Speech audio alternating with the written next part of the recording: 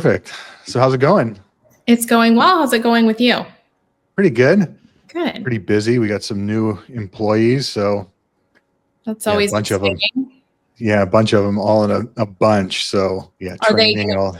intake people or? We hired a non-attorney salesperson. So she is down in near Naples. So she's a little bit farther away from us. She was here all last week training, and she's still training now, but she's back home. She's going to work remotely. Okay.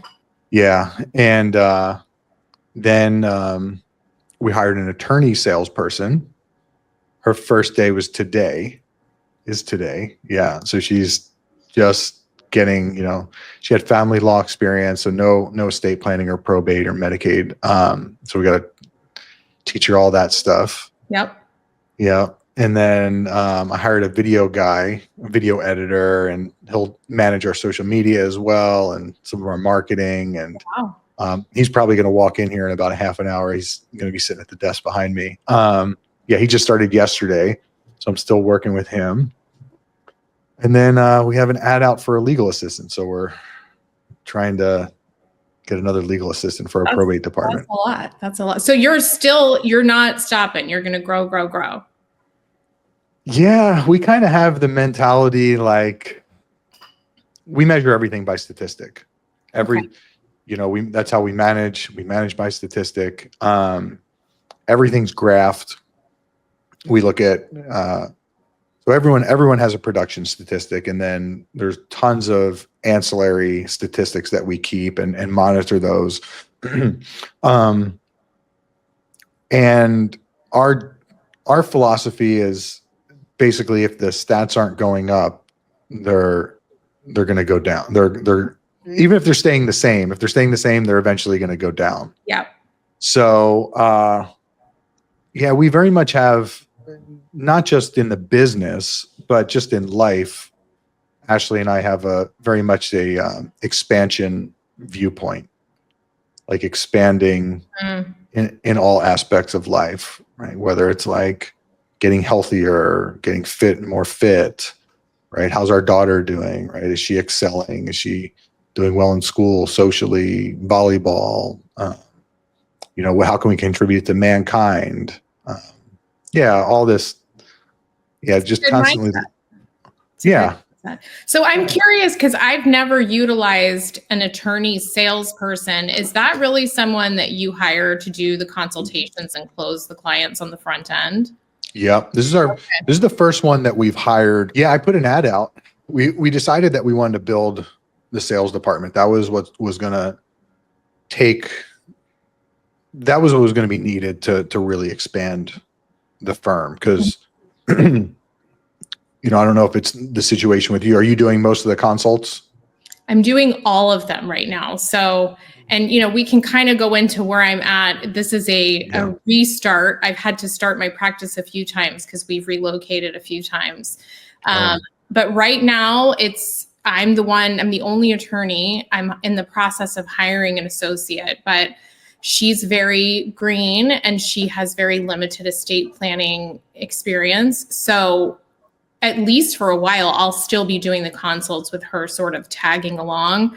But I'm in that frustrating phase where if I'm not the one sitting there with the client in the consult, it's not going to get closed. And so I'm limited in how many people I can meet with in a single day and still have energy to stay alive. Yeah. So, yeah. Are you doing a lot of legal work too? I am. So I'm trying to sort of shift at this point where if it's something I can delegate, I'm going to delegate it. However, as I'm sure you're familiar with, taking the leap from being a true solo to starting to hire people is sort of a stop and start process, because you hire people that maybe say they can do something, and then you sort of find out that maybe they're not suited for the position, or maybe just not that position. So I'm sort of in that really difficult growth phase. Yeah, I understand. We've been there. Mm-hmm.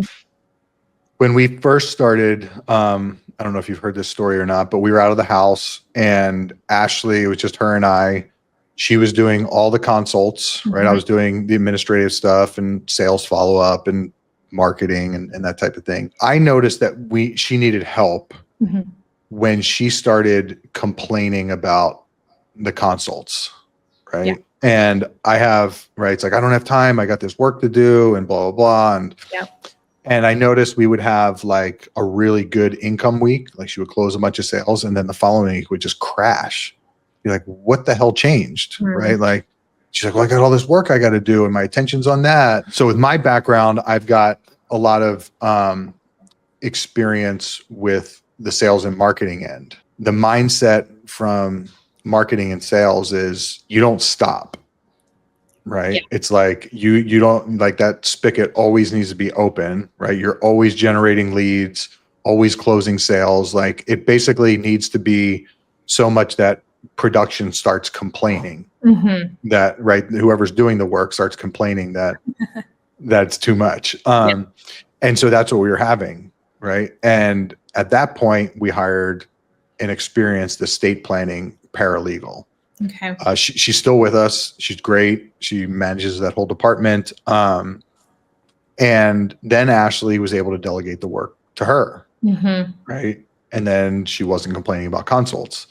And then the next time she started complaining about consults, right, because she's still obviously involved with the production, right? Then we hired somebody else. And then it's kind of been that jockeying back and forth, spending more money on marketing, getting more leads, closing more sales, complaining about the work, hiring more people. Thermostat. She's the thermostat, to let you know. Very much. Yeah. Very much. Yeah. And now, we have a whole team, and then I have them now coming to me like, hey, we got too much work, right? We need help. What is not so much to have? It is a good problem to have. Yeah. Yeah. It's like, it's funny because from my end, and I guess as a business owner, we're not living paycheck to paycheck by any means. The business, right? Like, we have plenty of money in reserves. But I still have the mindset, like, I know what we need to make every week to pay for the marketing, pay for the bills, do payroll, all that. And it's up there. Yeah. And so you have to every week is, I don't know, maybe I'm a little bit sadistic or something with every week is like, oh shit, right? Like, especially if because we run our week from Monday through Sunday. And so come Wednesday, if the income is not like where it should be, like, it's like freak out. Everyone's like freaking out. So every week is stressful, but it's part of the game. It's kind of fun. But yeah. Anyway, so to get back to the sales thing, we've had it where we have Stephanie, who's very experienced in probate. She's not an attorney. We hired her as our COO. She does a lot of probate consults, but she was our COO as well. So she was overseeing the production and doing consults. It was like half the day. Okay. Then we have Ashley, who's doing consults for all three areas: probate, estate planning, and Medicaid. And then we have Adelina, who's a Medicaid specialist, and she's been doing consults for Medicaid. Adelina doesn't love sales. She learned it because we're like, you need to do it. But they have to do the work too. So it's like they're doing the sales and doing the work. So at the beginning of the year, we're like, enough. Like, a normal business doesn't run like that. A normal business, they have sales reps who focus on sales, and then they have people in production who's doing the production. Yep. And so it was kind of like, okay, we're going to do it. And that's what we're going through right now. No, I love that perspective. And that's why I was so drawn to and sort of stuck with the Facebook group, because it's really hard for us lawyers, at least most of us, to shift from practicing law to running a business. And It's very difficult to pick and choose which hat you're going to wear at any given moment. But I think maybe switching the structure from I'm just an attorney sitting here practicing law to I'm the owner of this business helps a lot. For me, it's difficult because I'm the ultra control freak.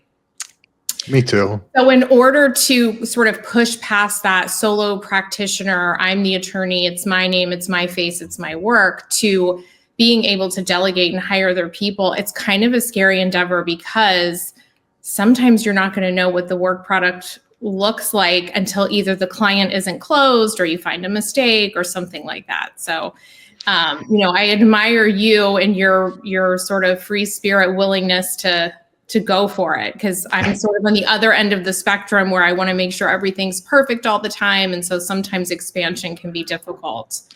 Yeah. Ashley is very much a perfectionist with the legal work. Yeah. Like if there's a comma out of place, she's like, it gives her nightmares. So for me, it's been nice knowing that she has that quality about her, right? And it's pretty much been instilled in the team. Like, hey, it needs to be freaking perfect. Like our work product has to be far above the ordinary demands of what the client thinks it would be. Mm-hmm. It just needs to be perfection. Granted, mistakes still happen, right? Sure. But we have, we have our paralegals do almost all the drafting, legal assistants. And so every paralegal has their own legal assistant. They're working together doing the drafting, and then the attorney is reviewing. We have an attorney, Kelsey. She does all the reviewing. So we've got a lot of hands on it. And then Ashley is,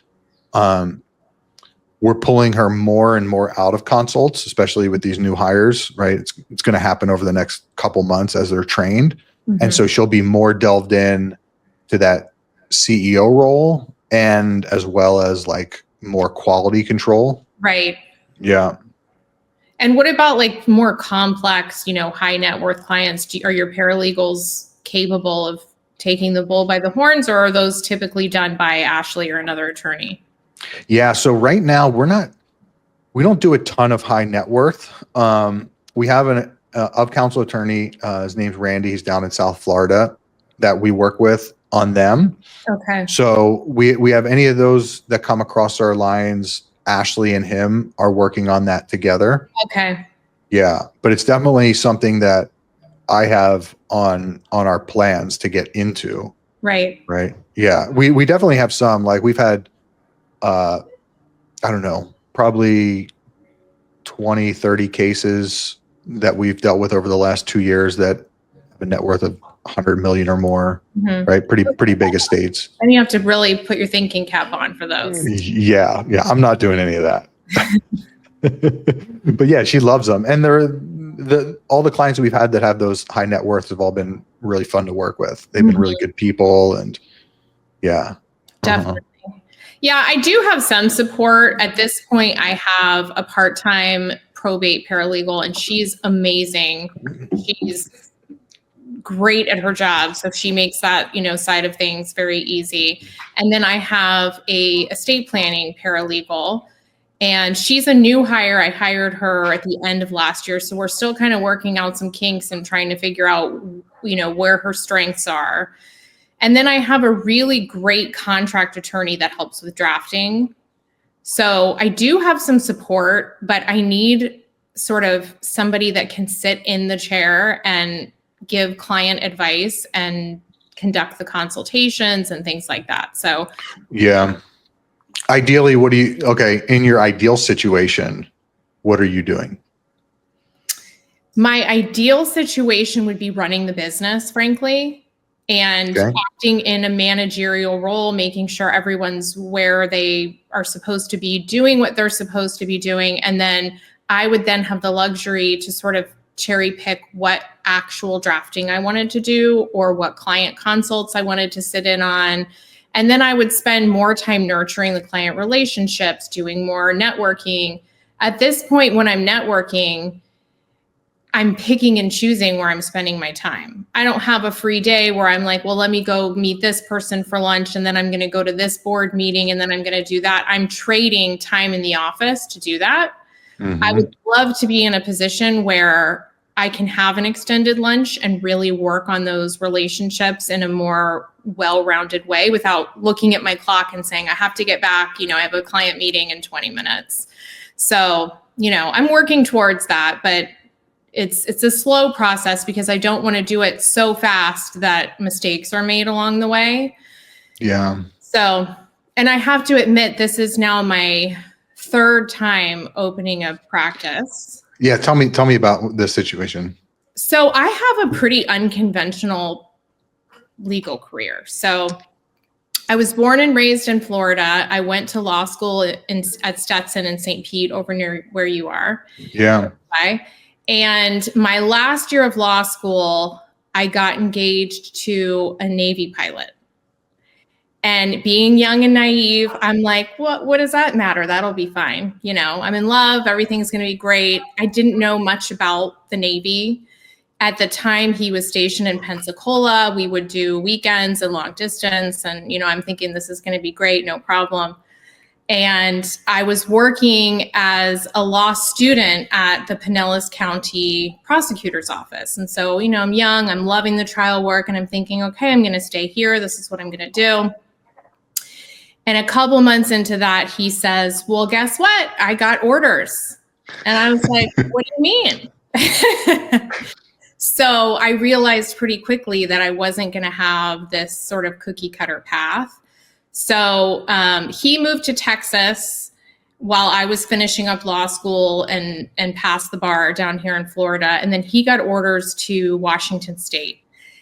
And I had to decide if I was going to stay where I was or if I was going to follow my heart. And I did. I followed my heart, and I took another bar exam. Oh my God. In Washington. And I went out there, and shortly after I got out there, he went on what's called a detachment. So they do a ton of extended travel for training to get ready for deployments, which again, I was on a steep learning curve with all of this stuff. So I got out there and he left. So I was out on the other corner of the United States by myself in a place I had never been, studying for another bar exam, and he wasn't even there. And I said, oh boy, this is going to be interesting. So I passed the bar up in Washington, but while I was waiting, I said, well, listen, I got to get this going here. I don't have any contacts. I don't know anybody out here, not a soul. So I started going out and volunteering just to meet people in the community. I started working, at a horse farm that did equine therapy and things like that. And then I got my resume put together and started sending it out. And I was naive. I came from, Florida's saturated with attorneys. There's firms everywhere. And I'm thinking I'm going to get a job. This is going to be so easy. Well, we were up in the northwest corner outside of Seattle, and there were not a lot of law firms where I was. So I had a hard time even trying to find places to apply to, let alone getting people to respond, because most of the firms were 1- and 2-man firms, and there really wasn't a lot of business to go around in that geographical location. So it was crickets. I didn't get any responses. So I started getting nervous, and I hit the pavement. I printed out resumes and a cover letter. I put on a nice outfit, and I started driving around and knocking on firm doors. Wow. Good for you. Well, you got to do what you got to do, right? Yeah. But a lot of people don't do that. Yeah. It takes a lot of, confront it takes a lot to do that. Well, and it was hard because, all I had was my confidence. I didn't have any work experience. I was waiting on my bar results. I mean, of course I had passed in Florida and I had a little bit of work experience, but nothing meaningful. And I ended up about 45 minutes from where I was living and knocked on a small firm. It was 2 brothers that worked together. And I guess one of them took pity on me, basically, and said, you know what? We love helping new people. Come on, we'll have a meeting with you and we'll see what you can do for us. And I worked for them while I was waiting on the bar results. And just to show you what a small town this was, he also served as county judge part-time. Okay. So I clerked a little bit for him. I worked in his office, and then I passed the bar, and he is a wonderful man. I'm still in touch with him, and now he's a Superior Court judge in Washington. But he said, there's a firm that does criminal defense that's looking for an associate. And ironically, that's the area of law I said I would never practice when I was in law school. But I said, great, I know how to do trials. I can do it. Let's go. So and this is this is in Washington still. This is in Washington. Okay. So I worked there, and it was great because it was a sink or swim scenario. I mean, there wasn't really any training. They said, here's your case file, enjoy. So it was great. I got to do a lot of trial work. It was really fun, but I was driving 45 minutes to work every day. I wasn't making a lot of money, and it wasn't what I had set out to do. Mm-hmm. So I ended up, as it is with everything, once you're in, right? So now suddenly I'm meeting all the attorneys that never called me back. And suddenly one of the firms said, hey, how come you never applied at our office? We'd love to have you. And I said, I did. You're like, I did. Yeah, I did. And of course they never got the resume or anything like that. So I ended up working at that firm for, I want to say 4 or 5 years. The criminal defense or the other people? This new place. So I left the criminal defense firm and I worked at this other firm. It was a boutique firm. It was only 2 attorneys at the time, and I was the 3rd.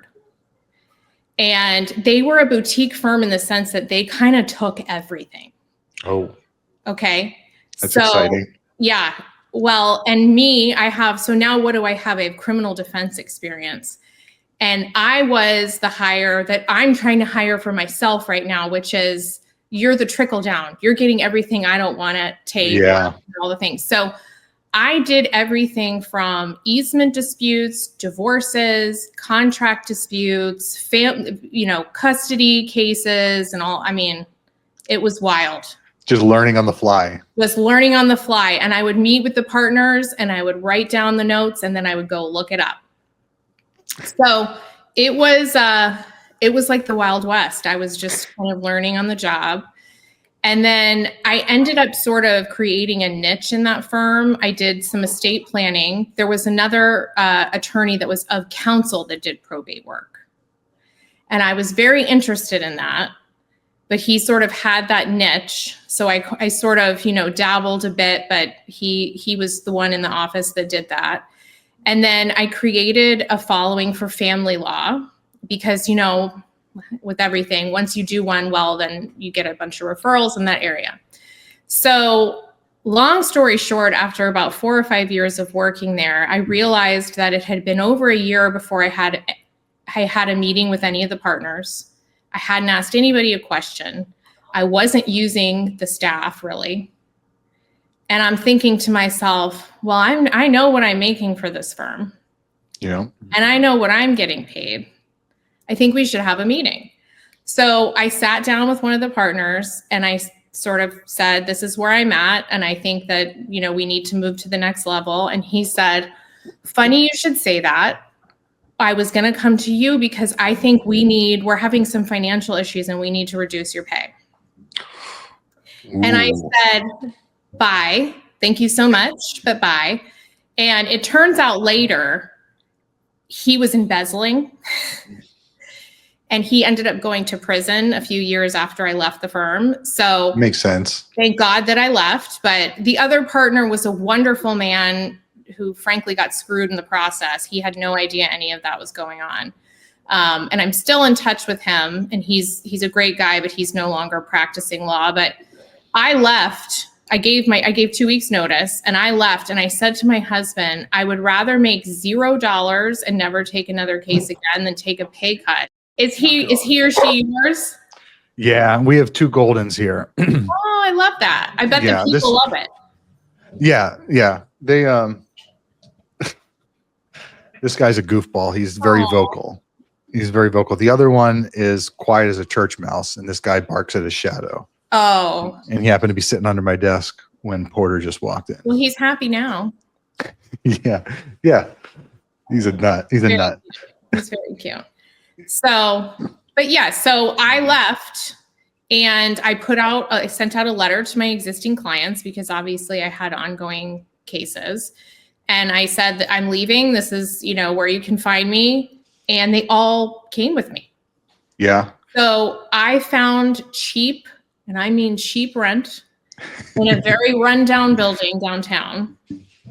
I bought a printer and some business cards, and I got some malpractice insurance. And then I started from, me answering the phone. I had to figure out how to do billing, you name it. I had to figure it out. Yeah. So that was my first iteration of doing it alone. And I did that for a while. And then I think I did it for about 3 or 4 years. And then my husband got orders again. And during this period, I think maybe 10 years had gone by or so. And he just So it's 10 years in Washington. In Washington. And he was getting repeat orders in Washington. So we were able to stay there for quite a while. And then he did about a year in Japan, actually. And I would go back and forth and visit him there. So you were getting repeat orders in Washington. Right. Okay. So after a few years of, this startup solo practice, he got orders. Where did we go next? We went to Rhode Island. We went to Newport, Rhode Island for a year. Okay. So that was a wash because I had a newborn baby and by the time I took a bar exam in Rhode Island, I wouldn't even get the results to get a job. So I took that year off. I raised our baby for the year. Did you know you were only going to be there for a year? Mm-hmm. Okay. Yep. Yeah. That made sense not to do anything then. Yeah. Yep. I knew we were only going to be there for a year, and I had a 2-week-old baby. So I said, okay, well, we'll see what happens next. Yeah. That's a good time to spend with your kid. Yep. So a year later, after Rhode Island, we moved to Tampa. And we were there for a few years. And I did some contract work, but nothing meaningful. And I had another baby. And then we went back to Washington State. You got ordered back to Washington State. Ordered back to Washington State. And so oh my God, you're making me dizzy with all this. I know. Listen, I know. So we went back up to Washington. I had a toddler and a baby, and I wasn't sure if I was going to go back to work or not. I had kept everything, up to date, and every now and then I would take a case or I would do contract work, but I wasn't sure what I was going to do. I had a 6-month-old, and my husband was the commanding officer of a F-18 squadron. So he was gone all the time. So I had enough on my plate as it was. But just being in town, I had attorneys say, hey, you're back. Do you want to, join our group, or do you want to do this or whatever? And I was like, no, if anything, I would go solo. But I had a gentleman who I knew from living there previously who said, well, how about this? How about you just do some court coverage for me? Because my office is far away, and he would do like 3 or 4 counties of court appearances. And he said, if we have any in the county you're in, would you cover for me? And I was like, great. Because then I only have to leave for 3 or 4 hours a couple times a week. I can pretend that I'm working again, but I don't have to do anything as far as the business side of it. Well, 2 or 3 weeks after doing that, and then clients started seeing me in court and saying, hey, can you take my case? And then I started up another practice. So, and it was great. And I was making, a ton of money, and I had expanded with staff and an associate attorney that was helping, and everything was great. And then my husband retired. And so we moved from Washington back to Florida at the height of the COVID pandemic. When did you move? We moved at the very beginning of 2021. Okay.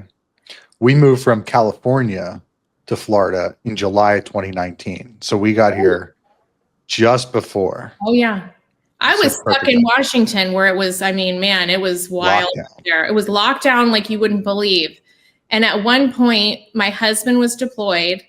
I was homeschooling my small children, and I was Zooming on court trials. And I was like, I cannot wait for everything to go back to normal. It was bananas. God, it was rough. It was rough, wasn't it? It was. Yeah, for you guys on the West Coast our daughter was back in school too in mid-April of 2020. No, we were living in a alternate universe. It was wild Yeah. out there. So I was very happy to make the long distance trip from there to Florida and sort of see the light again. Oh, people do get together. I am allowed to go outside. Because it was still pretty locked down when you moved, right? Very, very locked down. I mean, people on the Navy base were getting in trouble for playing football outside. Oh my God. Yeah. Uh-huh. Yeah, I would see videos like I saw this one video of this kid out in California surfing, and the police were chasing him, right? Because he was out. Mm-hmm. It's like, are you crazy? The West Coast just kind of went bonkers, and yeah, I'm glad to be done with it. And it did psychologically, it makes you afraid too.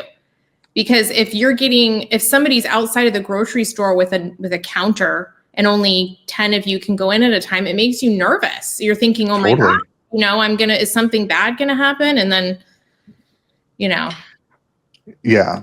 And now we all know it was for naught. It was like, nothing. So here we are. Here we are. But yeah, so we were happy to come back here. And then I knew I wanted to start a practice back up here because I knew we weren't going to move again. So I'm the master of startup. I know how to start from the ground up and get clients. I have been handicapped in the ability to grow past like that 4-year period. And that's right about where I am right now. I'm about 3 years into this version of my law practice. Yeah. But this is the version that I'm putting in more long-term thought and more long-term love, because this is what I'm going to try to keep going for the rest of my life. So I'm trying new things, and I'm having to do things that I never had to do before. Like for the first time, I'm advertising, and I've never had to do that before.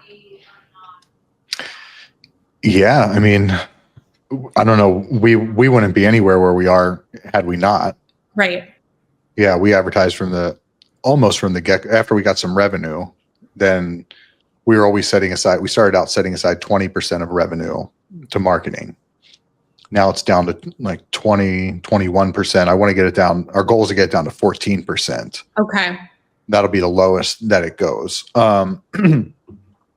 But yeah, you have to, if you want to grow. Well, in fact, I took your advice. I'm using the same consulting firm that's doing your Google ads. Oh, Ryan. And I just started with him. I want to say a week or two ago is when, not even 2 weeks ago. I think the Google ads went up about a week ago. So now the fun begins, I guess. Yeah. Yeah. Do you have someone answering the phones? I do. I'm using a service. It's called Posh. I don't know if you've heard of it. I haven't heard of it. We just started using Smith AI. Okay. I don't know much about Smith AI. I think it's similar, except probably Posh it's a call center in Virginia, and it's human beings that answer your phone. And it's the same, like, let's say 5 people. So they kind of get to know what your preferences are and that sort of thing. That's good. I don't know how many people are answering the calls for us. They're all US based, which I don't think I would do it another way. Right. Yeah, but they've been I guess it's been 2 weeks, I think it's been 2 weeks that we've had them answering calls. There's been some kinks in it, but that's to be expected. We have a lot of calls coming in, a lot of unqualified calls, especially for Medicaid. What are you running ads for? What service? Right now, so I don't have a big budget for the ads at this point, because right now I'm spending it on trying to expand with staff. So I hate to say it, but I'm kind of holding Ryan back a little bit, at least to start. So right now we're only running ads for probate. Okay. So that's what we're doing. We're running ads for probate and Medicaid. We don't run any ads for estate planning. We do postcard marketing for estate planning. I'm probably gonna change some things up with that pretty soon. We're going to start running postcards for seminars. We want to start doing seminars. We just built out a space. It's pretty much done. In your office? Yeah. That's great. Yeah. That's great. Yeah, we're on the second floor of this building. We have just under 5,000 square feet, and we have half of the second floor. Okay. And the other half, they moved out months ago, and we took like, I think like 500 square feet of that and connected it to our office and built that out. Yeah, for like a meeting space, seminar space. Yeah. How many people is it going to hold? I just did the math yesterday. If we were to put tables in there, which is what I initially wanted to do, it would be like 16 people. Okay. If we're which isn't going to be enough because we want to have our weekly staff meeting in there, and we have, I think we have 23 now. And so I'm going to do just chairs. And with just chairs, I think it came out to like 35, 36 chairs with a table at the front. Yeah. That'll be great. Yeah. And that'll save a lot of costs. I mean, I'll do seminars here and there around town, and I prefer to do the ones where you go to, let's say, a retirement home or something like that, where it doesn't cost you anything. But every now and then we'll send out postcards to do like a full, dinner and whatever. And you have to put quite an investment in order to do that. Sometimes I get a good return on it, and sometimes I don't, and I kind of lose steam and I don't want to do it for a while. Oh, that's what happened with us. We've only done 3 seminars. All 3 were in person. We're going to start doing webinars too, but that's another thing. But anyway, the very first one we did it in our office. Right when you walked in, it used to be this big open space. We've built offices there now. So this was November of 23 is when we did this seminar. We got we just marketed to our current email list. We didn't do any paid ads or postcards or anything, just our current email database. We said, hey, we're going to have a seminar. And we got like 35 people that showed up. That's pretty good. Yeah. And we generated a little over 45 grand in revenue. Okay. And I was like, this is great. And then we had to build out that space shortly thereafter. So we lost it. We couldn't keep doing it in office. So then we did another one at like a Holiday Inn Express, rented out the space, generated like 15 grand in revenue. And then we did a third one down in St. Pete at another hotel. And I think we didn't generate anything on that one. And I was like, who are you using to send out and do RSVPs and all that? Because I wonder if that's where you win or lose. Yeah. Well, we were doing it in-house. I had that's a lot of time. I don't know. We had a sign up thing on our website. Oh, you did? Okay. Yeah, we had a sign up thing on our website, and then so we were directing everyone to sign up there. And then the intake team, like two days before, we're calling everybody saying, "Hey, reminder." Yeah, so it wasn't too bad. It wasn't too bad. They have a call quota they have to make anyway, so they're like, all right, whatever. Yeah, they're happy to do it. Yeah, yeah, we're pretty demanding on them. But we were talking about ads. Yeah, we're only doing probate, but only probate Google ads. But I want to switch. I want to start doing Facebook ads. We did some Google ads when we first started. Okay. Granted, I was running them and I was flying by the seat of my pants, and I think I wasted probably 10 grand. I know. And I was like, this doesn't work. When it was really, I was a jackass at it. I didn't know what I was doing. So yeah, I think we're going to film some webinars. There was someone I talked to recently. What she does is she has a filmed webinar, which is basically like an estate planning seminar. She runs Facebook ads on that, gets people to to join it. She'll have like several hours during the week, like, hey, you can pick Monday at 4 or Tuesday at 10 or whatever. And so people will join. They think that the seminar is live. Mm-hmm. And then she is sitting in the chat answering questions that people put in the chat. That's great. Yeah. Yeah. I thought that was pretty clever. Mm-hmm. So we're going to start doing that hopefully relatively soon. Once Ashley's freed up from having to do consults, that'll give her some time. She'll be able to do the live seminars and then attend the chat webinars that we'll do. Yeah, I think that's a great idea. I thought about doing webinars for a while, but then I thought, I'm going to focus on the Google ads first. From what I've heard, the webinars tend to be a smaller group. Yeah. And then I guess the good news is it's different from if you have a seminar in person and 5 people show up, that's not the best.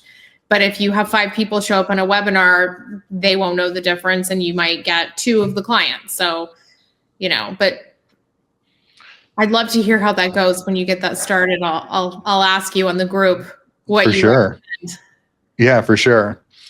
Yeah, I think you're doing the right thing with the Google ads, especially for, those ads are going to get you prospects that are right now. Mm-hmm. Yeah, I don't know. I guess webinars and seminars do too, but you want the phone to ring today, you put up some Google ads. Yep. Yep. My fear is, we've only been getting, it's only been, I would say 4 or 5 days, but we're getting a lot of calls. And Ryan did warn me about this, where they're just not anything that we're looking for. We're not looking for the same thing. So for whatever reason, we're getting calls on defamation and, which I don't know why they're Googling certain things, but I'm sure that comes with the territory. Or I no longer do litigation and I'm getting a lot of calls for litigation. So we'll see how it goes. Yeah. Yeah. Yeah. You just have to track your ROI on it. Yeah. There's a lot of junk that comes through, a lot of litigation. We get a lot of litigation calls. And then, do you spend random the time referring those out, or what do you do with the calls that aren't something that your office wants to take, but is in the purview of? Yeah. Intake is supposed to, we have a referral list and they're supposed to, refer them right away. Just text them the referrals information, super quick, get off the phone. Because the phone is just ringing all day, right? So these 3 intake women are just, they're constantly doing intakes, and then they have follow-up that they have to do. So they have to make their outbound calls while taking the inbound calls. One of our intake women, she likes to talk. So yeah, she was like on an intake the other day for like 50 minutes. I was like, what? Ooh, wow. I heard that. I was like, I was like, are you nuts? Like, what are you doing for 50 minutes on an intake? Yeah, there's a lot of, I know. So we're trying to rein her back in a little bit. Right. Mm-hmm. Yeah. Do you have anyone like me helping? I don't. Administratively? No. Okay. No. And those are goals. Right now, I want to get all of the sort of legal workflow locked down. And ultimately, I think those, at least for me, what I have found previously is those things tend to come to me. When I start looking for someone to fill a space and I'm sort of like desperately looking, okay, I need to find a paralegal or I need to find this person. Sometimes I choose people out of desperation that I normally wouldn't. And so I'm trying to be patient and have people come to me. The associate that's coming on board found me, and I think she's going to be a good fit. So, I'm running sort of a different type of practice. I'm not trying to hit numbers that a lot of firms are going to want to hit. I have 2 young kids. My husband travels for work. I love practicing law. And I love doing a good job at whatever it is, but I don't want to sacrifice time with my kids in order to do that. So, and I'm lucky that I can say that. So I want to have that sort of stay-at-home mom life while working. Yeah. So I'd love the opportunity to offer that to another attorney as well. So this gal is in a similar situation. She has a young child. She doesn't have a lot of work experience. And so she's found it difficult to find her niche. She's worked at 2 different firms, and they said to her initially, you can work part-time and you can work hybrid, but then they sort of said, actually, we need you to come in. I don't need that from her, and she doesn't want to do it. So I think it'll be a good fit, especially to sort of bridge that gap, at least for now. And then maybe she can assist with some of taking that burden off for consultations, signing, some basic drafting. And then I can work on building the practice and then eventually hire a full-time associate and keep that cascade going. So, but I'm realistic about it. I don't want to have somebody that feels like they have to be in there 8 to 6, 5 days a week, because I'm not going to be in there. Yeah. Yeah. What are your goals for the firm? The goals are to have it running like a machine. And then I can sort of toggle on or dial back how much revenue based off of how many people are working at any given time. I don't have financial goals where I'd say, I need to make $1 million a year. I need to make this amount a year. As long as the bills are getting paid for the office and I'm making a little bit on top of it, I'm happy, because like I said, I enjoy doing this. When I get to a point where, I'm making enough money where I feel like I can hire a team, ultimately my end game would be I hire a team of attorneys and sort of slowly start stepping back over the next, 20 years or whatever it is. I don't know if this is a realistic dream or not, but I'd love to open a second location closer to where I think I'm going to end up retiring. Where's that? Far away. So I grew up in Ormond Beach. Do you know where that is? No. It's East Coast, and it's about 45 minutes from where I am now. And it's a quiet beach town, lots of retirees. And ultimately, I'd like to have a satellite office there where I can maybe go back and forth and spend a week at the beach and come back and do that sort of thing. So I wouldn't say I have these really fleshed out financial goals for the firm. I will know it's there when I see it. So you have, not financial goals, but you have an ideal scene. I do. Yeah. Yeah. I do. And I want to offer an environment where, because I sort of felt like coming out of law school that you weren't a good attorney if you weren't grinding. Yeah. If you weren't miserable and working till midnight and you couldn't hang out with your friends, that you weren't a good lawyer. And I've realized that that's just not true. If you're efficient with your time and you're good at what you do, I can do in an hour what a lot of people take 4 or 5 or 6 to do. Yeah. So same with Ashley. Yep. Right. So to me, if I get my work done and my clients are satisfied and more importantly, I'm satisfied with the work product that I'm delivering, I don't feel the need to make myself miserable. That's good. Yeah. We're in the same space, Yeah. We, our office is 9 to 5:30 Monday through Friday with, bunch of holidays and all that. And we're pretty flexible with most of our employees' schedules. We have a unlimited PTO policy, which That's people don't amazing. really. Yeah. Yeah. Kind of started it out of selfish reasons though. It was kind of like, I didn't like tracking people's time off.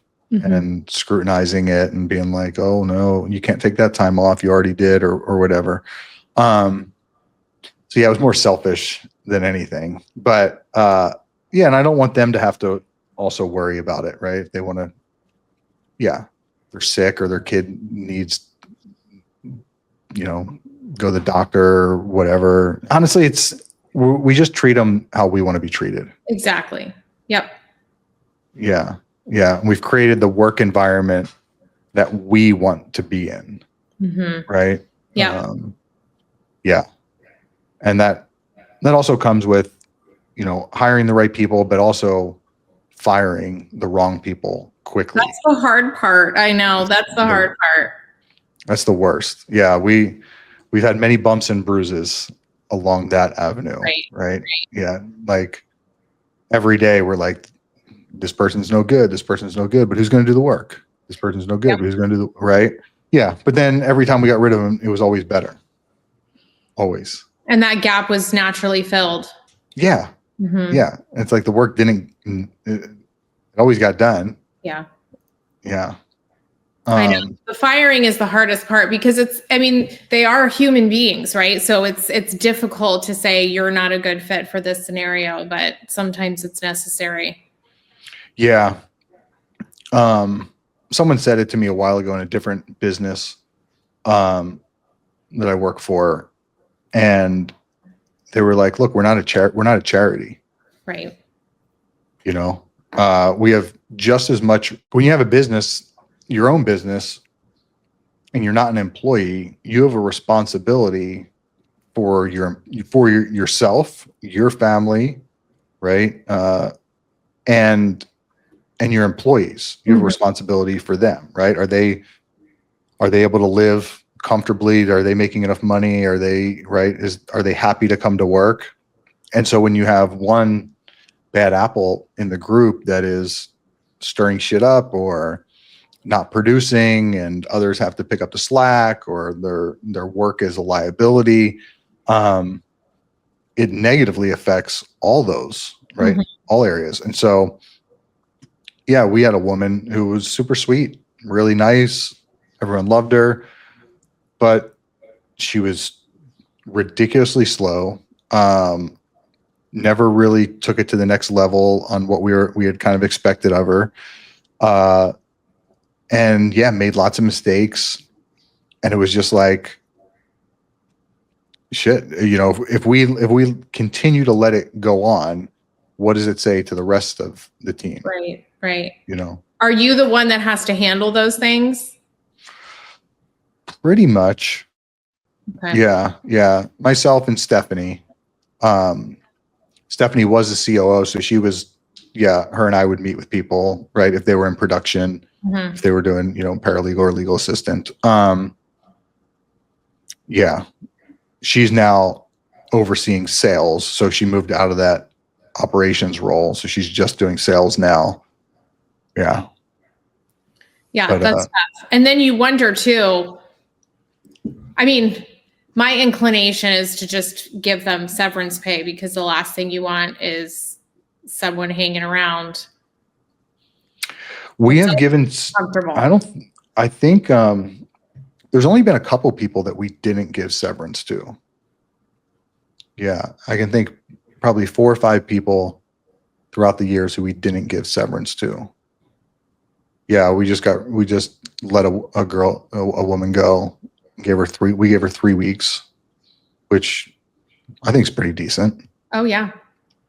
Yeah, I would say so. Yeah. So what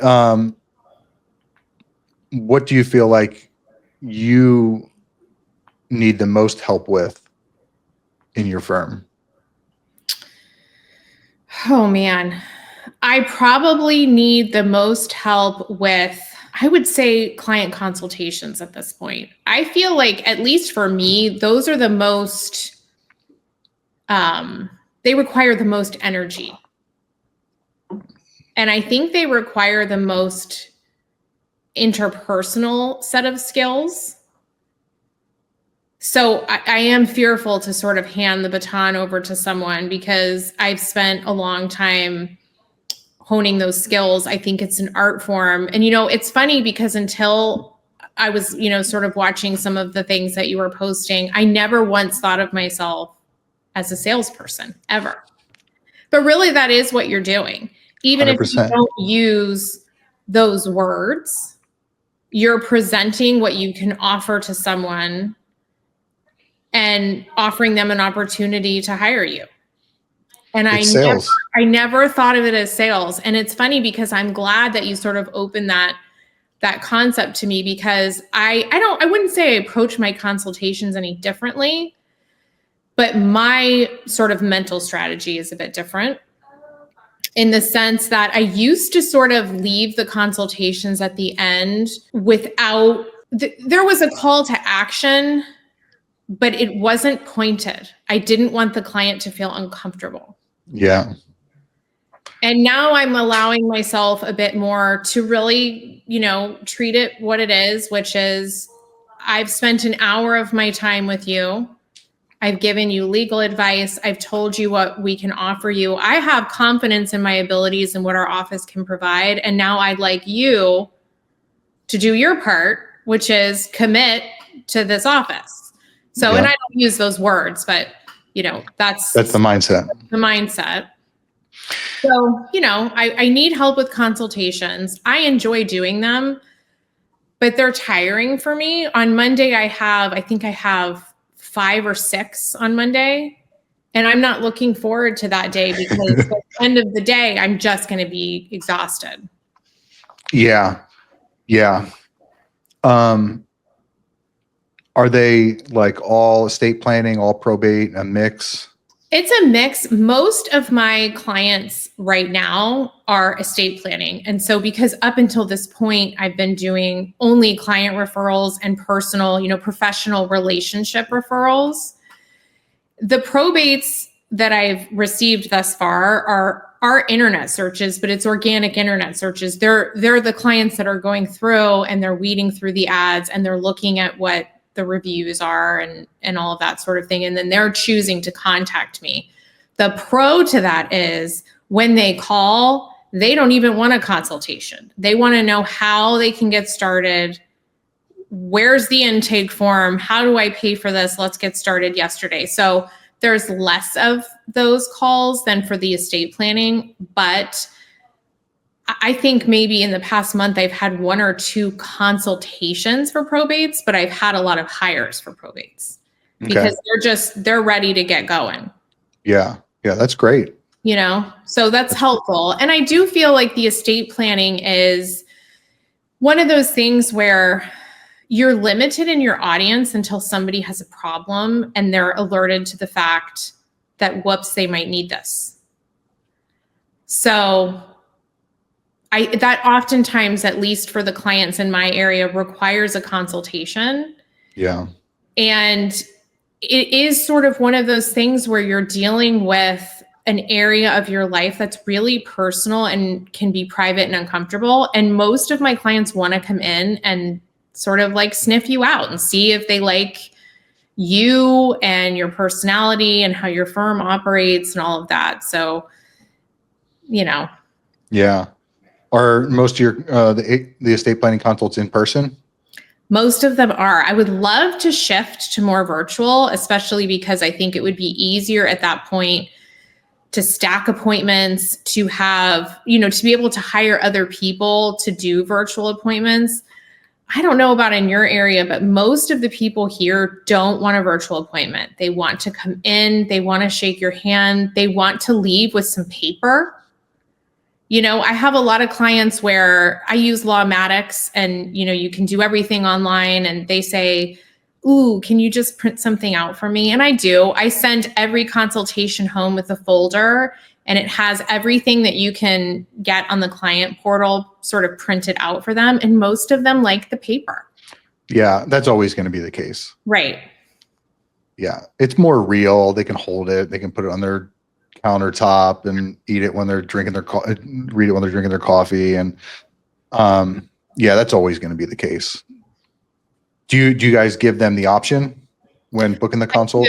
Yeah. So what I do is typically, if I know, we do a short intake on the phone. I don't gather a ton of information before the consultation.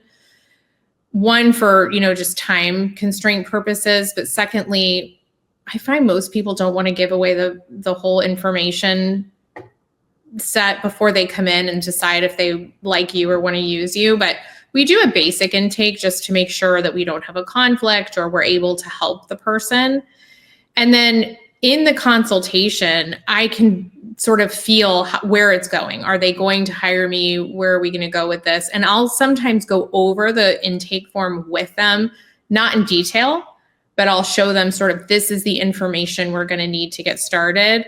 I'm going to send this home with you, but I also am going to send you an electronic version from the portal. And they can choose at that point how they want to use it. If they want to, pen to paper and send it back to us, or if they want to go on their computer and just put it in that way. Yeah. Yeah. How long do those consults generally take? I schedule for an hour. Okay. And I kick them out at an hour, unless, unless it's a special circumstance where, I know I'm going to need more time. Most of the time, if it's a client referral or if it's a referral from, a CPA or a financial advisor, I never charge for those consultations. And so I really don't want to go past the hour. I have found that some people take advantage of that and they come in and they ask you a whole bunch of really intricate questions and you give them this amazing toolkit and then you never see them again, or they take it to their friend who practices personal injury to do it. So, I try to keep the consultation informative, but really more about the process. Yeah. We just pretty much finalized our script for estate planning consults. We just, really finalized it today. I drilled it this morning with our non-attorney salesperson. I talked with someone recently about, we were on the subject of seminars, but it kind of applies to consults as well. And he said, look, in a seminar, there's one of three things you're doing. You're educating, which is what most attorneys do, right? And this kind of applies to a consult as well, Mm-hmm. right? You're educating. You're going over everything that, is in a trust plan and, the directives and all that stuff. You're giving them all that information. Right. You're educating. Or you're entertaining, right? You're being, interesting, funny, whatever, right? You're entertaining. Or you are selling, right? So one of those three things you're doing. And once he communicated that to me, I started looking at like what our seminars were. Mm-hmm. And they were very educational, very, very deep in the education. And our consults, our estate planning consults, were very much very educational. And so this script that we just, another attorney had sent me one and we heavily revised it. But it's very much a sales script. Oh, I'd love to see that. I'll send it to you. Okay. Yeah, I'll send it to you. There's education in there, but not a ton. It's more like, hey, what do you need help with, right? Why do you need an estate plan? What's the purpose? What's the family dynamic? Getting all the details on that. What do you want to have happen with your assets? Educating on probate. Educating briefly on the advance directives, power of attorney, living will, those things, and then it's like, okay, with all this information, this is what you need, right? And this is the price, but not really getting into the weeds, because for a non-attorney salesperson, they can't give legal advice. I was going to ask you earlier if you had a script for your non-attorney salespeople, because otherwise, how can they conduct it without getting into that sort of gray area? So that answers. Yeah. So we have, definitions and explanations on what a power of attorney is, what a trust is, right? So it's like from the attorney, and they can pretty much, as they're on the call, it's like, okay, a power of attorney is, and they could literally read it to the person. What do you do because this happens to me, and I of course can answer the questions, but a lot of times, even in my consultations, when I try to keep it sort of narrow in scope, like you're talking about, they start saying, well, what about this? And if this, then that. How do your non-attorney intake specialists handle that? Do they sort of say, well, once the attorney is in the design process, they can go over that with you? That's exactly it. Okay. Yeah. So the sequence is going to be, they're going to have this consultation with the non-attorney salesperson. From there, once they retain us, they will then have the design meeting with the attorney and with the estate planning paralegal. And if the person's asking legal advice during the initial consultation, it's like, hey, once you retain us, we're going to book you for the design meeting. All of those legal questions can get answered during that time. Yep, that makes sense. If the person doesn't want to start without talking to the attorney, then it's like, okay, we can book the design meeting, $850, have the design meeting. It'll get applied to, the overall cost. So that's what we're going to do with that. Yeah. Yeah. But probate is pretty simple, right? It's like, you don't need to give any legal advice there. It's like, okay, here's the assets. All right. You need a formal, you need a summary. Medicaid's also pretty straightforward for us too. It's kind of like, okay, you need home health care or you need, institutional care, which one? And all right, here's the price. Obviously a lot more to it than that, but so back to the selling process though. What, so you recently started getting a little bit out of your comfort zone? Yeah. I mean, I'd never, ever, ever saw myself as a salesperson. And to me, that had kind of like an icky connotation of like, I'm selling you something, like something you don't need. But the truth is, everyone needs an estate plan. Everyone. If you're above 18, you need one, no matter if you have a small estate or you have a really complex taxable estate. You need a good one. And I know I can provide a good one. And I know there's a lot of attorneys in my area that cannot provide you a good one. So, I just sort of allowed myself to shift from I'm selling them something to I'm telling you what I can offer you, and I'm sharing my legal expertise in order for you to see that you need it. So it was just really a mindset shift for me. I don't even think I say much differently. It's probably my comfort level in the final moments of the consultation where I'm sort of moving forward as though they're going to hire the firm. That's a good way to. This is how we're going to do it. Yeah. We preach that. It's like the during the whole consultation, it's like, okay, when you hire us, when we get started, right? It's just assuming and taking on that viewpoint that, they're right. You're working with us. Right. And I keep my costs pretty competitive. There's always going to be people that are going to say, oh my gosh, I didn't know, this was this expensive. And, the way I sort of deal with that is I explain to them what the cost of a probate would be. Yeah. And how, no matter how you slice it, doing an estate plan is always, always, always going to be cheaper for most people than doing a probate. Yeah. And getting the advanced directives, right? All that stuff, right? It's like, that's super invaluable. Mm-hmm. I think with selling, I kind of got handled on it years ago where, I read a book and it's basically like, you're not going to get what you want in life unless you can sell. And this comes down to as simple as you want to go to a particular restaurant and your spouse doesn't, right? They want to go to somewhere else. Mm-hmm. Okay. Can you sell them on going to the restaurant you want, right? Your kid doesn't want to go to bed. Right. Okay. Are you going to sell and close them on getting their ass into bed? Right. That's a sales process. Yeah.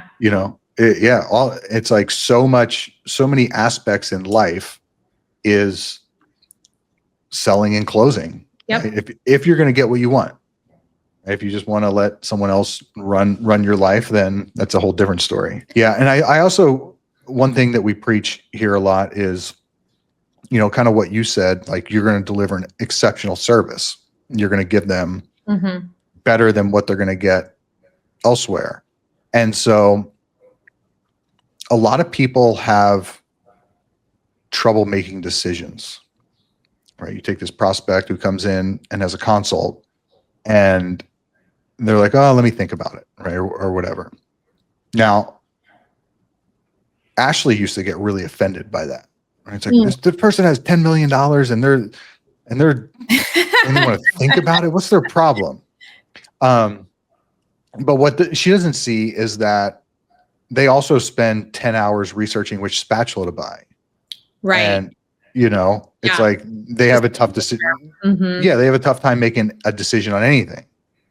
And by closing them on the sale, you're doing them a favor because you're taking away all that other bullshit that they're going to go and put themselves through. That's true. Yeah. Yeah. So it's like there's a term hard selling. Like you're hard selling somebody on it. Like you're not being reasonable about their excuses and their BS on why they shouldn't start right now. It's like you don't really care about any of that. And it's kind of where sales, I think, gets a bad name, right? You have the used car sales people and that type of thing. They're swindlers. Uh-huh. Right? It's not, they're not ethical. And there's a difference. Hard selling somebody on a service or a product that is good for them and something that they do need. It's really about caring about them. It's not about trying to get one over on them and just make a buck. It's like, you really care and you want them to have what they need. Mm-hmm. And you have what they need. So let's fucking do it. I know. It's true. Well, and I mean, it's true because when you do the probates, you can see what a disaster it is and how unglued people become. And the last thing you want to do is be doing paperwork and trying to use your brain when you're in an emotional crisis. So, I mean, it truly is about caring about the person. Do I want you to fall into a pit of despair where you're drowning and then you have to come and hire me for a much higher price? Or do you want to get this situated now? I mean, it's like you said, you're not swindling them. You're opening their eyes to reality. Yeah. And so when we drill, we do daily sales drilling, and it's really short, 5-10 minutes, but it's just on basically overcoming objections. Oh, I love that. Yeah. And every morning. Lead those because of your sales experience, I assume. Yeah. Okay. A lot of it comes from Grant Cardone. You know who he is? I don't. Okay. Grant Cardone. He's written several books. Did he sell or be sell? Sell or be sold? Okay. Yep. Okay. Did you read that or you just know about it? I just know about it. Get it? Okay. It's on my list. It's on my long list. Yeah. Put it towards the top. It's amazing. Okay. And so he's got that book, but then he also has a book called The Closer's Guide to Survival. Oh. Yeah. The Closer's Guide to Survival. So I have the book and the audio book. The book is just a bunch of different closes. So different objections that you'll get, like stalling, or it's out of my budget, or it's more than money objections. And he has all these different handlings for them, like what to say in these different situations. And then the audio book has tracks for them. So in the regular book, it's like, okay, person says it's above my budget. Okay, here's 5 different closes that you could say for that, but it's just the text on it. In the audio book, he goes into detail on each of those closes and the mentality behind it. And you hear him say it, because a lot of times you'll read it on paper and you'll be like, I can't say that. I would never say that. Yeah, it's crazy. I would never say that. And then you hear him talk about it and say it himself, and it's like, oh, maybe I could, right? Okay. Yeah. Oh, I'm going to put that one on my list. Yeah. It's really good. So we've cherry picked a bunch of closes from there. We have them in our, and so, every morning that's what we drill. That's great. That's a great idea. Kind of get you in the mindset a little bit. Yep. It's like, all right, I'm ready to do this. Yeah, because the intake women, they're following up with people, and their whole job is to, try and get people who had a consult to close. And so they're just hearing objections all day long. It's like, okay, what do you say? And when you have your sales process down like the back of your hand, and you have closes for the various, you don't, there's not a whole ton of objections that you hear. They're all kind of in the same realm. Think about it, budget, too much money, right? I need to talk I to get a lot is I can't do this right now. Yeah. I have a lot going on right now. Totally. I'm good. This is important to me and I'm going to get to it. Yeah. What do you say to that?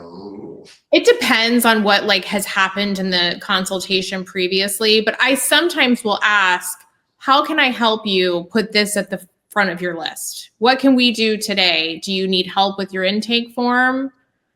I can schedule a time for you to come back in and we can complete it together. And then I really force them to tell me why this isn't the number one thing. Yes, we all have a ton of things going on. I love that. Tell me how I can make this your first priority. And now that it is your first priority, how can I help you with it? Okay. How does that work? It works. I think it works for people who really are going to come back to you. I think there's a small minority of people who either aren't going to hire you or we're just sort of exploring the idea of an estate plan or can't afford it. And they're just saying that to get out of the office. And I don't think those people were going to hire me anyway. But I'd love to hear your thoughts. Yeah. My first thought is they can't afford it. Right. You just said that. Now there's something that I jam down these guys' throats is how much do you charge for an estate plan? For like a will-based or a trust-based? Trust-based. Trust-based with everything for an individual is $4,000. Okay. Okay. Anybody can come up with $4,000. Right? True. If in a pinch. Yeah. Yeah, anybody can come up with $10,000 if they needed to, right? Like they can figure it out. Right. I should say anyone that's coming into your office. Okay? Right. Somebody who's thinking about doing estate planning, they can figure it out. So it's never that they can't afford it. Okay, we're talking about a probate that's $70,000. Okay, yeah, maybe they're going to have trouble, but an estate plan, $4 to $6,000, like they can come up with it, no doubt. And then the way I view it is if somebody is taking the time out of their day to have a consult with you, they want to do it. That's a good point. That's a really good point. Yeah, especially during a weekday, right? If they're working, they have to figure, right? Yeah. So if they're going to take their time out of their day, they want to do it. And it kind of comes down to, it's just an objection, right? Or yeah, maybe they thought it would be less, right? Yeah, maybe it's more than they wanted to spend. But did you do a good enough job communicating the value of it? Right? Did you really sell them on it? Before you give them the price, right? Because there's selling and there's closing. Two totally different things. Yep. Okay. Selling is not hard to do. Closing is hard to do. But by the end of the sales process, the selling part, are they like, yeah, this is what I need? Absolutely. If they're not like that, then you haven't sold them enough. Then they're not convinced. So really, what we're kind of drilling in now, especially with this new script, is like getting to that point. Right. Before delivering the price. Right. Yeah. That makes sense because then they're already in the mindset of, okay, I do need this. So what am I going to do? What am I going to shift around to pay this fee? Because I like this attorney, I like this office, and I know I need this. So that's a really good point. Yeah. And it's a little bit with estate planning, it's a little bit of, on the selling point, what I'm trying to instill right now is, I don't want to say instilling fear, because I don't really like that, but putting a little bit of urgency on them. in the sense that, like, you don't know what's going to happen when you walk out of this office, when you're driving home, right?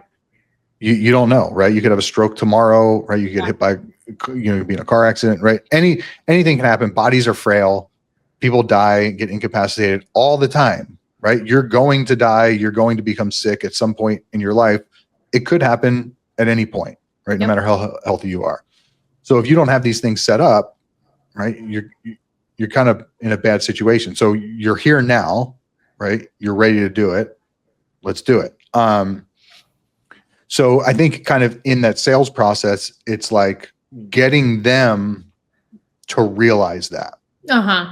Yeah.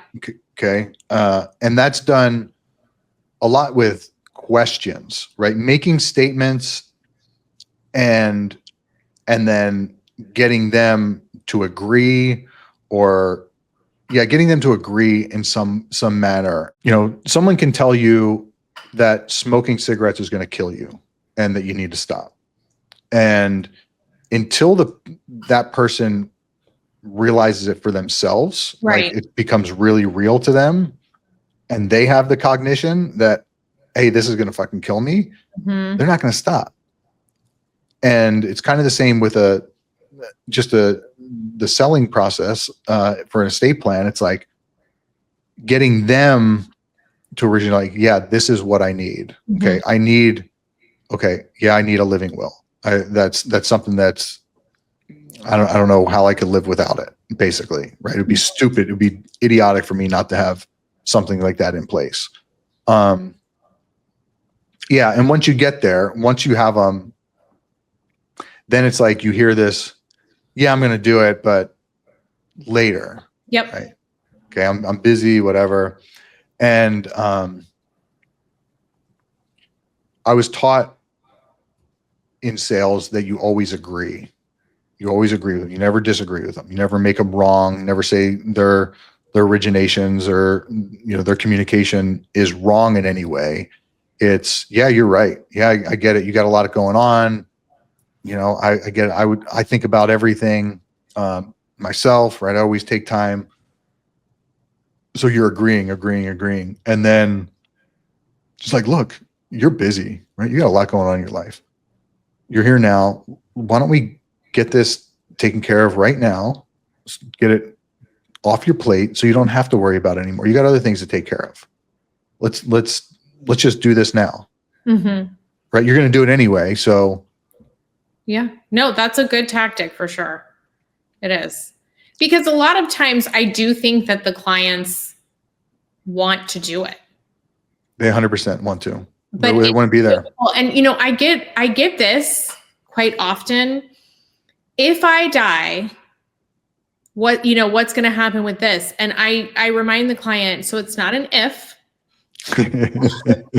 unless you have a secret that I don't know about. But I get a lot of clients that sort of categorize this as an if, that they're not going to pass away, that these are, it goes beyond even a life insurance policy, because maybe you're going to outlive the term of your life insurance policy. This is something that absolutely is going to be used. Yeah, it's good. I like that. I like that. I'm going to incorporate that. Do you offer any sort of one-off documents? I've had recently people that say, I already have this, or I only want this, or I only want a deed, or I only want a power of attorney. And I'm not apt to do one-off documents. A lot of times I'm trying to just say, come into the office and I'll tell you, we'll talk and I'll let you know what we can do for you, sort of a thing. And most of the time they do need a full estate plan. But do you offer anything outside of just a full package that your office drafts? Yeah, we do. Yeah, we'll do deeds, ladybird deeds. We'll do power of his attorney sometimes. It's kind of at the discretion of the person doing the consult. Okay. Ashley's been the one that does almost all the estate planning consults, so she kind of uses discretion on it. It's obviously not ideal, but it's better than nothing. It is. I always just get concerned that then I have to write a follow-up letter that, this is not a full estate plan. This is part of an estate plan, so that later their family doesn't come back and say, you met with them and all you gave them was this. Yeah, but you're not going to be held liable for that. Yeah, I know. I live in fear of that, though. Yeah, I wouldn't worry about it. Kind of on that point, we used to live in fear about bad Google reviews. Oh. Yeah. Does that ever worry you? So where I lived previously, well, first of all, when I started practicing, there really weren't attorneys didn't rely on Google ads. I didn't even have a website when I first started. I had a page in the yellow pages. So times have changed and I'm having this, sort of shift in that way. Fortunately, at this point, knock on wood, I don't have any bad Google reviews. But I've looked at other attorneys where they'll get a bad Google review because the attorney conflicted out or, something that has nothing to do with the work product or the way the office is run or the ability of the attorney. And I do live in fear of those because I find that most people just look at the number and they're not going to go in and look. If you have a 1-star review, they're going to be like, oh no, this is a terrible office. And they're not going to take the time to look and see that it has nothing to do with your ability as a lawyer, but this person is kind of off the rails. Yeah. So I live in fear of that, but it will happen eventually. Yeah. We used to be in fear of it. And then we've gotten several of those, like fucking bullshit. Like, it's like, are you kidding me? Like this one woman, she wrote a bad review because she wasn't even a client. She just called in, needed a consultation, and she needed a litigation attorney. And it sounded like our intake team could have maybe handled it a little bit better, but it was just like we don't do that. So. Yeah, we referred it out, and we recently. And then we also got like a 1-star review. Some guy just left a 1-star review. He just left the star, no 1 star, no explanation. It might have been a mistake. Could have been, but we didn't even know who it is. Oh, okay. Yeah. See, that's the tough thing is it's not like, oh, Google's verifying that all of these people have, received our services. It could just be someone that you cut off in traffic. I mean, it could be anybody. Yeah. A disgruntled employee. Right. So you really can't worry about it. And we actually got a bar complaint back in, it must have been September. No, it was November. Got a bar complaint. This fucking guy out in Colorado called up, and he had called in August and for a litigation attorney. Mm-hmm. Okay. Probate litigation. We're like, no, we don't handle it. Right. He's in our system. We got all the notes on it. He then, when people go into our system, they then get our emails. Okay. So we send out 4 emails a week, just video content, not salesy at all. Just like, hey, what is the last will and testament? Right. Just like super helpful stuff. Big unsubscribe button on there. Anyway, we get this. He writes us this email. We were in Puerto Rico over Thanksgiving. We get this email from him. And he says, I have filed a bar complaint. You have been harassing me with emails. Harassing. Okay. Harassing. And and I have asked for you to stop. Right. And you have not. Well, we then looked at our call log. We looked at email log, nothing from him. Nothing from him. And he says, your website says that you do probate litigation and it's false advertising. Never has our website ever said we do litigation. Yeah. So he filed a bar complaint and the bar followed up with us. And gosh. I know. And so then we just gave them all the documentation. It was annoying, right? I mostly handled it. Ashley didn't really have to get into it. Because I have all the logs and everything. But it's like you can't there's crazy people out there. Right. There's and so you just can't worry about you kind of have to just do your thing, know that you're being ethical, know that you're doing the right thing, delivering a good service. There's always going to be a small percentage of people who are out of their minds and are going to do weird shit. And you just can't worry. From a business perspective, you just can't worry about it. Yeah. Anyway.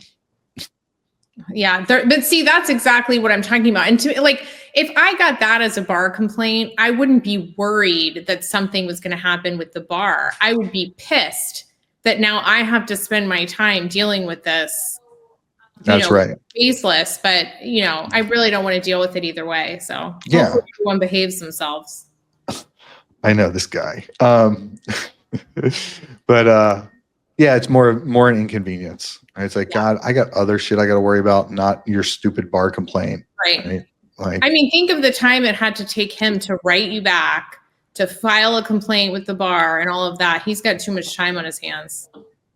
way too much time on his hands. Poor guy. I felt bad for him a little bit. Yeah, it's kind of pathetic. It's like, this is what's getting you going. I know. All right.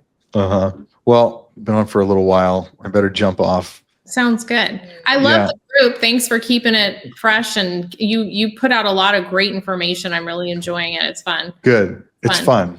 It's fun. Yeah, I like it. Everybody's so helpful, and it sort of shifts from we're part of all different kinds of groups. All of us are. And it's a nice shift away from all of the fact patterns and everything, and sort of, how do you do this and who do you use for that? And it's been really nice. What do you see? Thank you, by the way.